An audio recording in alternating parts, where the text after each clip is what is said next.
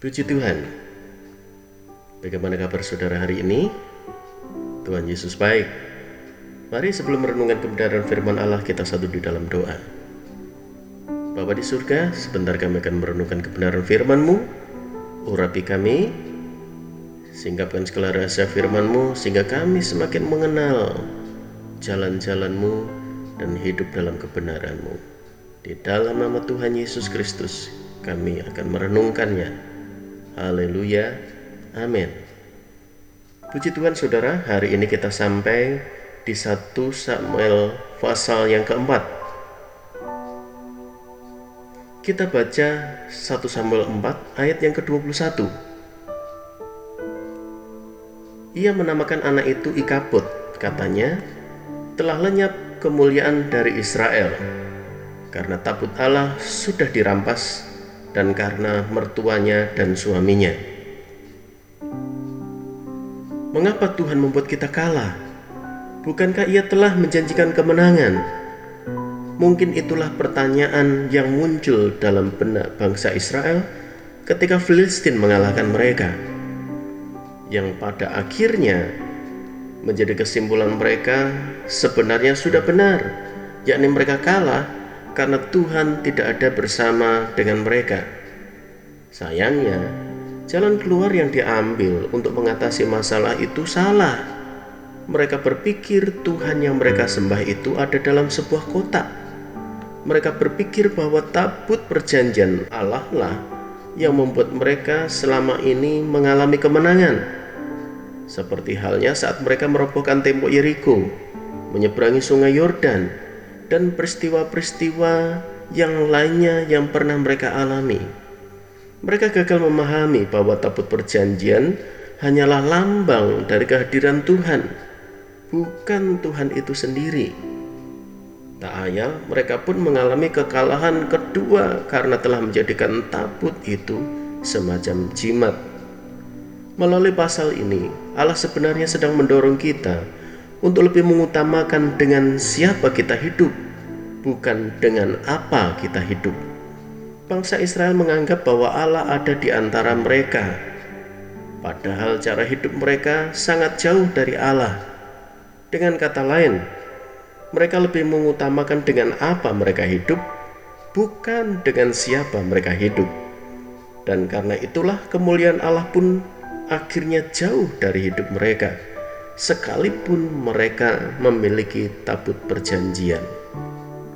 Ketika mengalami kekalahan hebat ini, posisi Israel dikatakan ada di dekat Ebenezer.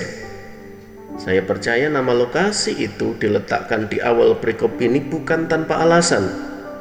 Nama itu memang sengaja ditulis di sana untuk menegaskan ironi yang terjadi, bahwa andai kata saat itu bangsa Israel menghadirkan Tuhan dalam hidup mereka, seperti yang mereka lakukan di kemudian hari di bawah pimpinan Samuel, maka mungkin istri Pinehas tidak akan menamakan anak mereka Ikabod, tetapi Ebenezer, yang artinya adalah Tuhan telah menolong kita.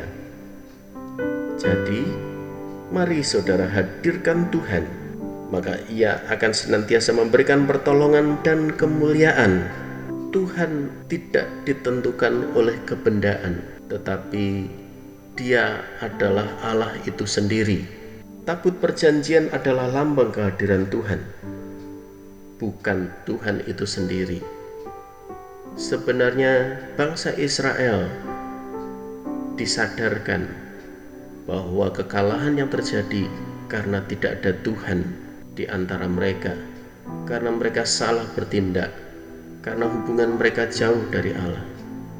Tetapi yang terjadi, mereka tidak mengkoreksi diri dan mengambil tindakan yang benar, sehingga hidup mereka pun jauh dari kemenangan. Hari ini kita diingatkan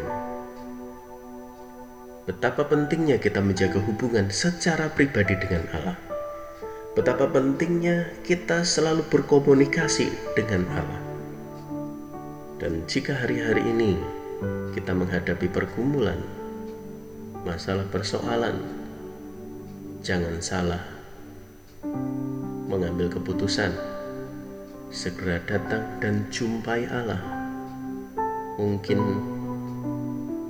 semuanya diizinkan terjadi karena kita sedang jauh dari pribadinya. Walaupun mungkin kita sedang berada di gereja, tetapi Allah jauh dari hati dan hidup kita. Karena itu segeralah kembali dan segeralah lakukan pemulihan hubungan dengan Tuhan. Bereskan semua yang salah dan nikmati kembali kasih sayang Allah, pembelaan dan pertolongannya di dalam hidup kita. Puji Tuhan, Tuhan memberkati. Kita satu dalam doa. Terima kasih ya Tuhan, kami hidup bukan dengan apa, tetapi dengan siapa kami hidup, yaitu dengan pribadi-Mu Tuhan.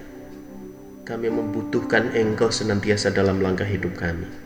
Kami tidak dapat berbuat apa-apa tanpa pribadi-Mu ya Tuhan. Oleh sebab itu hari ini kebenaran firman mengingatkan kami betapa pentingnya hubungan pribadi dengan Engkau.